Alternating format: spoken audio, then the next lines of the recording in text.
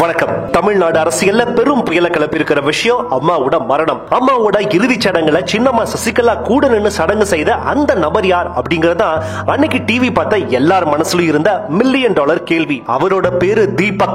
ஜெயலலிதாவின் அண்ணன் மகன் அவர் அப்படிங்கிறது எக்ஸ்ட்ரா பெருமை. அது என்ன, அண்ணன் மகள் தீபாவை மட்டும் உள்ளவே விடல, ஆனா அவரோட அண்ணனான தீபக்க மட்டும் எப்படி உள்ள விட்டாங்க அப்படிங்கிறது தான் ஒரு பெரிய கேள்வியா இருந்துச்சு.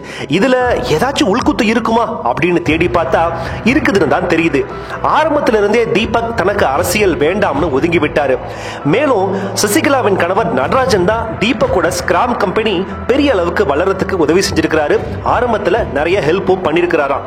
அதனால தீபக்கு எப்பவுமே நடராஜன் மேல ஒரு தனி மரியாதை உண்டு அப்படின்னு பேசிக்கிறாங்க. ஆனா தங்கச்சி தீபாவோ இதுக்கு கொஞ்சம் நேர்மாறாவே இருந்திருக்கிறாரு.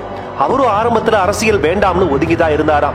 ஆனா தன்னோட அத்தையான ஜெயலலிதாவை பாக்குறதுக்கு நிறைய முறை முயற்சி செஞ்சும் அவரை கிட்டக்கையே விடல.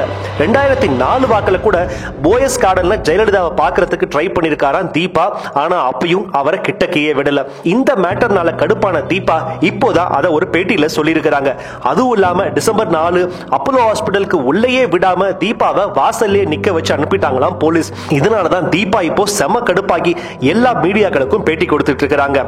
ஆனா டிசம்பர் 6 ராஜாஜி ஹால்ல எந்த பிரச்சனையும் வேணாம்னு சொல்லிட்டு சசிகலா தரப்பு சொன்னதுனாலதான் தீபாவை ராஜாஜி ஹால்குள்ள விட்டுருக்காங்க. தீபக் எப்பவுமே தனக்கு ஆதரவா இருக்கிறதுனால அவரை மட்டும் தான் சடங்கு செய்ய கூப்பிட்டாங்களாம். தீபாவை அரசியலுக்கு இழுக்கிறதுக்கு இன்னொரு குரூப் தீவிரமா இப்போ முயற்சி பண்ணிட்டு இருக்காங்க.